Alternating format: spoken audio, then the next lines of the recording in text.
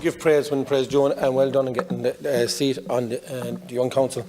My issue is, yes, we're going after as much funding as we can get. My problem is, how do we get it delivered more efficiently?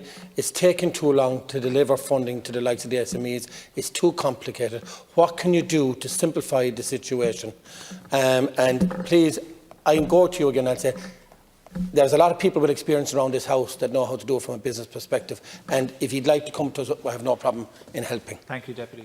Deputy, firstly, in terms of the OECD process, contrary to the reports, the US have not pulled out of that process. They have raised concerns around the time frame and the implementation of it. They've sought an extension on the overall discussions, and what's happened at a European level is that there's been an ask of France, of Italy and of Spain as well to pause essentially their own progress in that area, or the implementation of their own legislation. From our point of view, this is a global issue. It should be dealt with on the global stage, and that's why we support any implementation of any kind of new measures through that process, and whatever comes out of that process we will of course accept fully.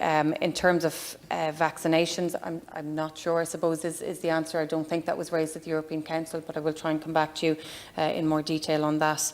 In terms of the overall funding and simplifying it, I mean, a lot of the measures that we've put in place so far have been through our own funds, and I know the Minister for Business, Enterprise and Innovation, Heather Humphreys, has tried to make them as accessible as possible. There is of course a mixture of loans and grants there, and we will of course try to access as much of the European funding as possible. The initial pot of €540 billion was only agreed a number of weeks ago, so that will take time, and of course the funding that we're talking about here today, the 1.1 trillion as well as the 750 million, is yet to be agreed. But I think what's important for citizens is that we agree it as quickly as possible, that the money gets to the people who need it, and certainly from an implementation point of view here at a government level, we're trying to make it as easy as possible, and I think revenue have played a huge part in that as well, in trying to make sure that, I suppose, the paperwork and everything can be dealt with after people get their funding.